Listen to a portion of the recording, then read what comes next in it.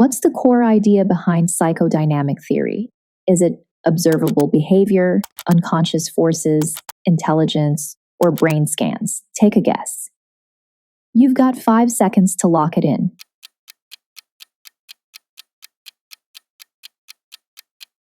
Time's up.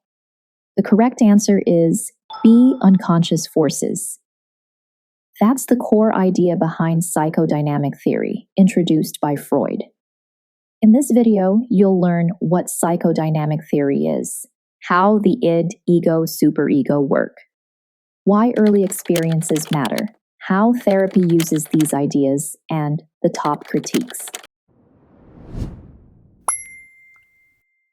To begin, psychodynamic theory explains personality through the interaction of conscious and unconscious forces, including hidden wishes and beliefs that can shape behavior. In Freud's model, personality has 3 parts: the id, which seeks pleasure, the ego, which negotiates with reality, and the superego, which enforces moral rules and ideals. So where does psychodynamic go beyond Freud? Psychoanalytic refers to Freud's theory and therapy. Psychodynamic is the broader family that includes Freud and later thinkers who built on his ideas.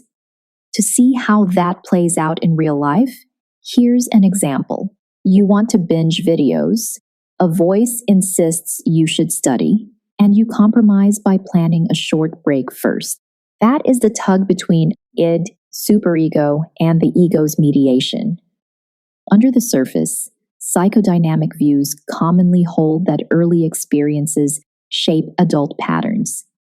Conflicts from childhood can echo later in work and relationships, and that's why psychoanalysis aims to bring unconscious material to awareness through methods like free association and work with dreams, so the person can understand and change patterns. Before we go on, a quick check. A common critique is limited testability. Supporters respond that unconscious processes are harder to measure directly, though research on related constructs continues.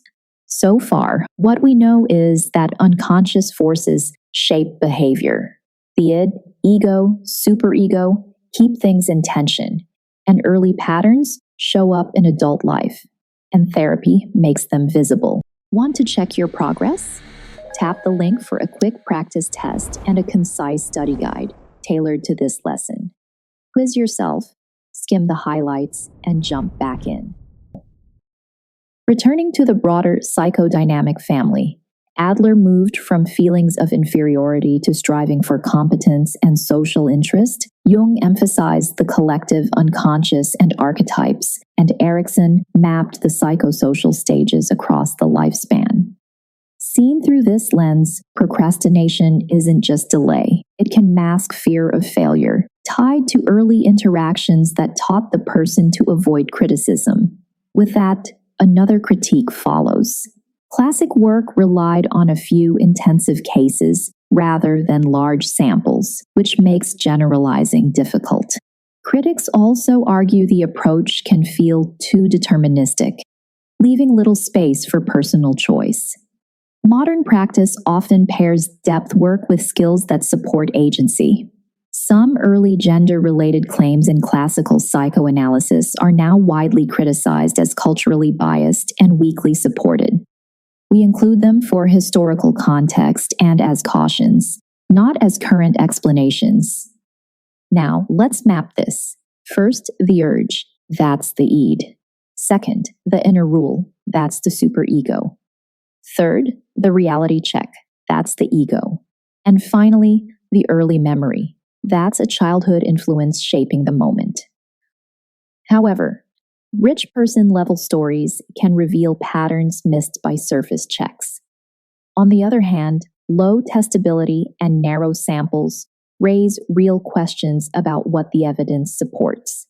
To close the loop, psychodynamic theory explains personality through unconscious processes and the push-pull among id, ego, and superego.